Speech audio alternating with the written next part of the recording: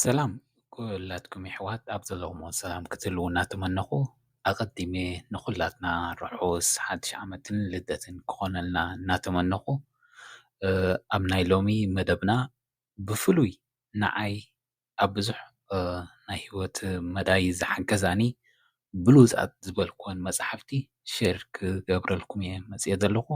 ስለዚ ሰናይ ምክትታል። ሓደ ሲሴሮ ዝበሃል እንታይ ይብል? A room without books is like a body without a soul ይብል። መፅሓፍቲ ዘይብሉ ገዛን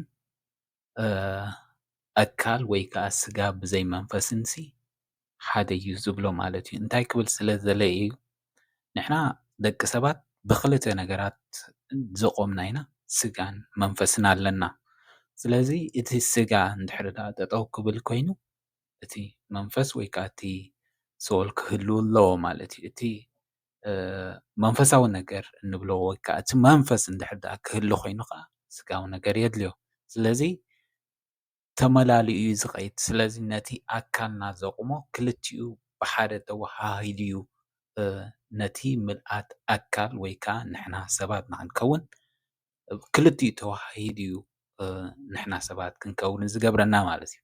ስለዚ ሲሴሮ መፅሓፍቲ ኣብ ሂወትና ክሳዕ ክንደይ ኣገዳስነት ኣለዎ፣ ኣብ ሂወትና ብጥበብ ንክንነብር መፅሓፍቲ ዝፃወቶ ተራ ዓብይ ምዃኑ እዩ ዝነግረና ማለት እዩ። ሓደ ከዓ እንታይ ይብል? there is no friend as loyal as a book ይብል ማለት እዩ። ከም መፅሓፍ ብሉፅ ዓርኪ ወይ ከዓ እሙን ዓርኪ ክኾነልካ ዝኽእል ወይ ከዓ እሙን ዓርኪ የለን ይብል ማለት እዩ። እንታይ ክብል ስለ ዝደለየ እዚ ሰብ እዚ መፅሓፍቲ ንኣብነት እንተደኣ ኣብ ሂወትካ ክሕግዘካ ዝኽእል መፅሓፍቲ እንድሕር ዳኣ ብግቡእ ኣንቢብካዮ እሞ ከዓ ብግቡእ ተረዲእካዮ ናይ ብሓቂ እሙን ዓርኪ ክኾነልካ ይኽእል እዩ። ስለምንታይ ከምኡ ዝብሎ ዘሎ? እንተደኣ ሪኢናዮም ዝበዝሑ ዕዉታት ሰባት ብቁጠባ እንተኢልና ብምሕደራ ኮታስ ኣብ ዝተፈላለየ ናይ ሂወት መዳይ ዕዉታት ዝኾኑ ሰባት ዘመሳስሎም ወይ ከዓ ንዖም ኮመን ዝገብሮም ሓደ ነገር ኣሎ። ንሱ ድማ መፅሓፍቲ ስለ ዘንብቡ እዮም። ኩሉ ግዜ እንድሕር ዳኣ ሪኢናዮም ዕዉታት ሰባት ዝብልዎ ነገር ከተንብብ ኣለካ ክትፈልጥ ኣለካ ይብሉካ ማለት እዩ። ስለዚ መፅሓፍቲ ኣብ ናትና ሂወት ዕዉታት ንክንከውን ዓብይ ግደ እዩ ዝፃወት ማለት እዩ።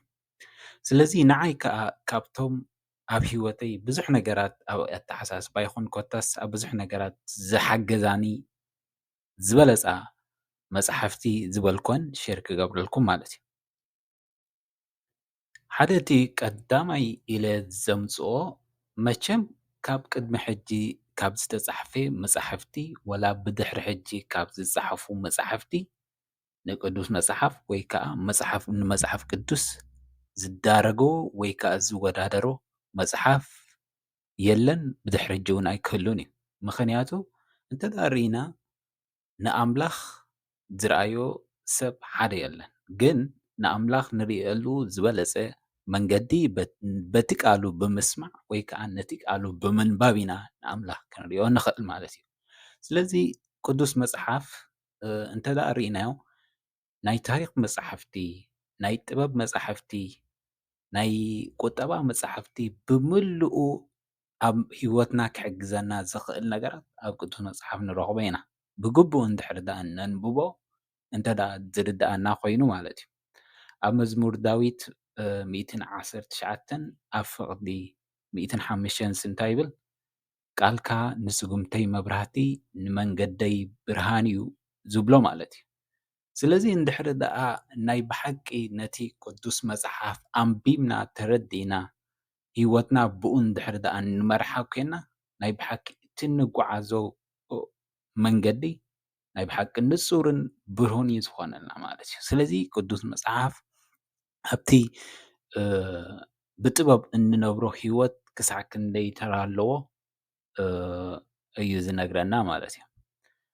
እንተደኣ ሪኢና ኣምላኽ ካብቲ ዝበለፀ ህያብ ንደቂ ሰባት ዝሃቦም ቅዱስ ቃል እዩ።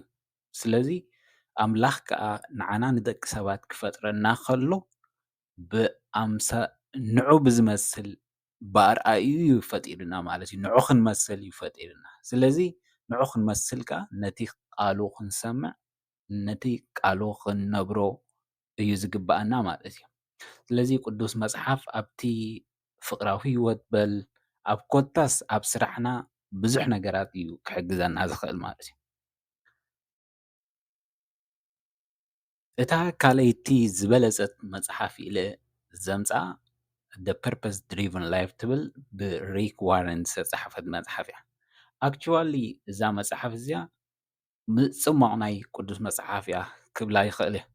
ምክንያቱ ሓፈሻዊ እዛ መጽሓፍ እዚኣ እንታይ እያ ትብል ኣብዚ መሬት ምምጻእካ ወይ ከዓ ኣብዚ መሬት ምፍጣርካ ናትካ ዕላማ እንታይ እዩ ናትካ ተልእኾ እንታይ እዩ እያ ትዛረብ ማለት እዩ። ሓፈሻዊ ናትካ ተውህቦታት ከተልዕሊ ኣብዚ መሬት ምምጻእካ ኸ እንታይ እዩ ዕላማኻ ንኽትፈልጥ ትሕግዝ ዝበለፀት መጽሓፍ እያ ማለት እዩ።